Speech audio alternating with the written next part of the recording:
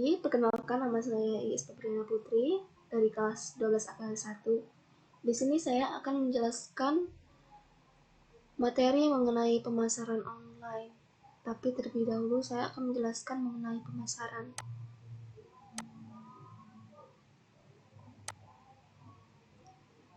Pengertian pemasaran.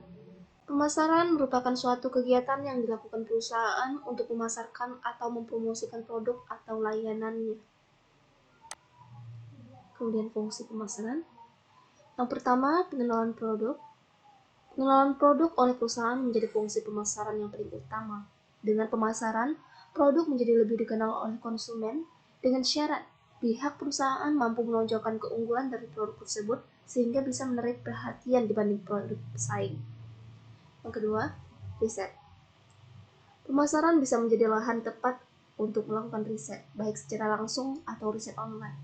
Riset memungkinkan pemilik bisnis atau perusahaan untuk mendapatkan informasi yang tepat mengenai target pasar sebuah produk. Hal yang biasanya menjadi bahan riset adalah usia, jenis kelamin, kebutuhan hingga pendapatan, dan sebagainya. Produk yang diproduksi bisa menyesuaikan dengan apa dan bagaimana target pasarnya. Yang ketiga, distribusi fisik.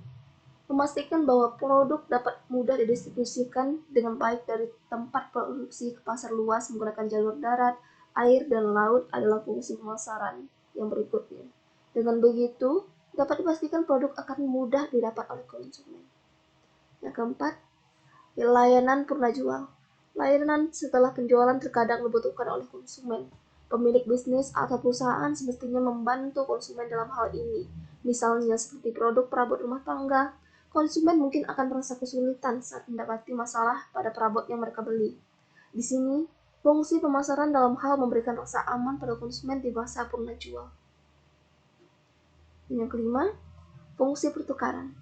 Pemasaran memungkinkan konsumen untuk mendapatkan informasi dan membeli produk yang dijual dengan menukar produk dengan uang atau produk dengan produk. Produk ini dapat digunakan untuk keperluan kamu sendiri atau dijual kembali untuk mendapatkan laba. Selanjutnya, jenis-jenis pemasaran. Yang pertama, word of mouth marketing. Adalah informasi produk yang didapat oleh konsumen dari konsumen lain secara verbal dan langsung. Dikenal juga dengan promosi dari mulut ke mulut disampaikan secara langsung. Yang kedua, public relation marketing.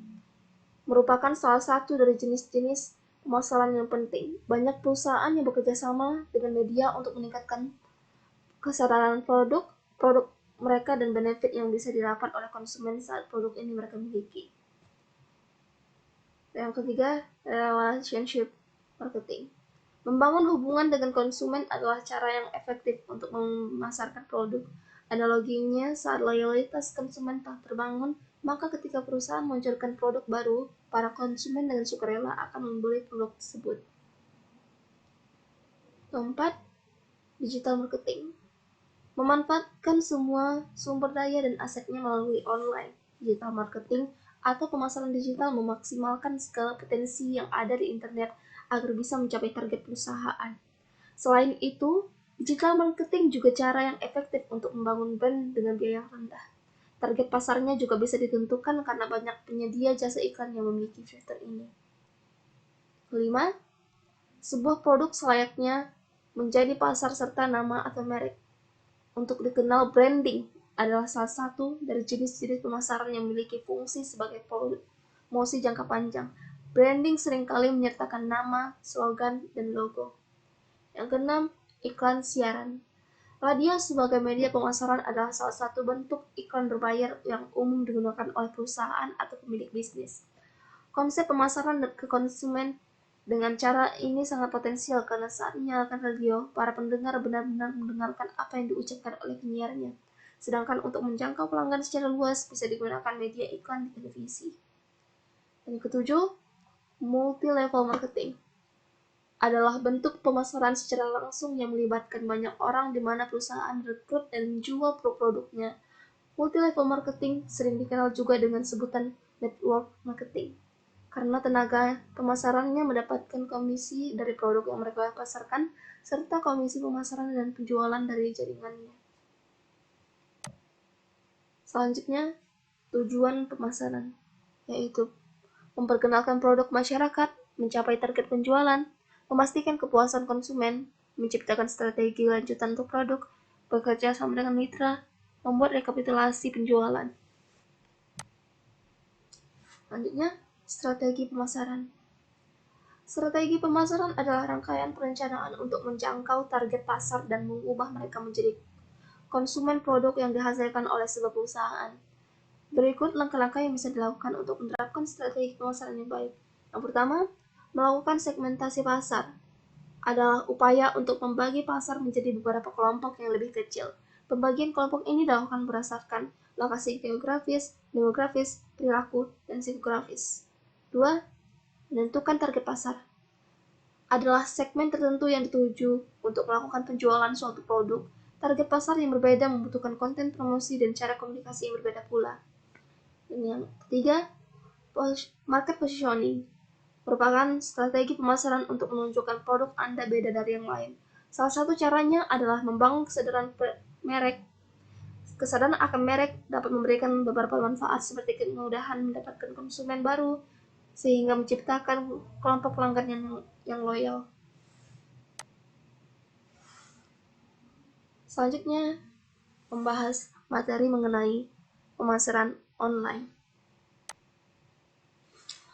Pemasaran online adalah strategi pemasaran yang memanfaatkan internet. Kegiatan pemasaran untuk mendapatkan perhatian konsumen dilakukan dengan memanfaatkan media sosial, website, email, bahkan augmented reality.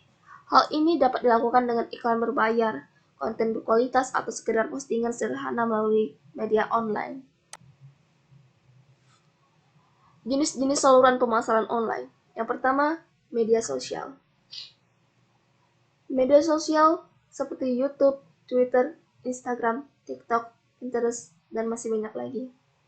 Kedua, marketplace, yaitu media pemasaran online yang memungkinkan toko online memulai bisnisnya seperti Shopee, Tokopedia, dan lainnya. Selanjutnya, search engine optimization, yaitu tool untuk membuat toko serta produk online Anda berada di halaman pertama pencarian. Selanjutnya, search engine marketing.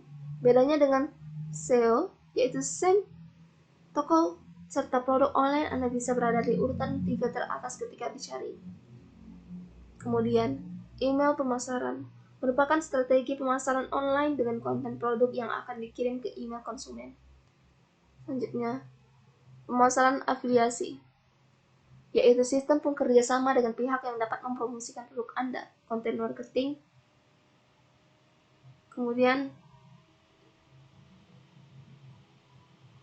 influencer marketing, melakukan pemasaran melalui ahli industri atau sosok yang dipercaya oleh konsumen ketika melakukan promosi, iklan, atau urusan terhadap produk. Yang terakhir, pemasaran konten, yaitu strategi dengan membuat konten yang menarik dan konsisten. Selanjutnya, ciri-ciri pemasaran online. Yang pertama, promosi yang lebih fleksibel. Anda bisa melakukan penjualan online dengan waktu dan tempat yang tidak dibatasi. Bisa posting produk online kapanpun dan dimanapun sesuai dengan jadwal yang Anda buat sendiri. 2. Jangkauan luas. Karena pengguna internet tak pernah kendur, maka pemasaran online yang dilakukan melalui berbagai platform online dapat menjangkau seluruh dunia, terutama orang-orang menggunakan teknologi internet. Anda bisa berjualan tak hanya di Indonesia, tapi luar negeri juga. 3. Komunikasi non-stop. Internet dapat digunakan kapanpun, bahkan waktu pun tidak memiliki limit. Karena tidak terbatas, komunikasi antara penjual dengan pembeli dapat terjadi di suatu hari penuh. Hal ini juga bagus untuk merespon pembeli dengan cepat sehingga mereka nyaman. Kemudian, keuntungan pemasaran online.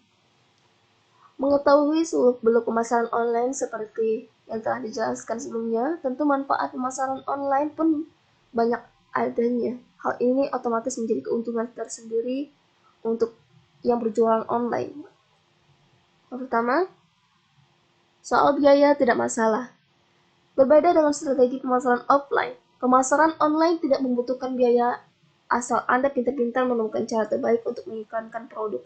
Garis besarnya, Anda tidak butuh ongkos untuk promosi ke masing-masing konsumen, tapi cukup dengan media promosi online saja, produk Anda sudah bisa meluas.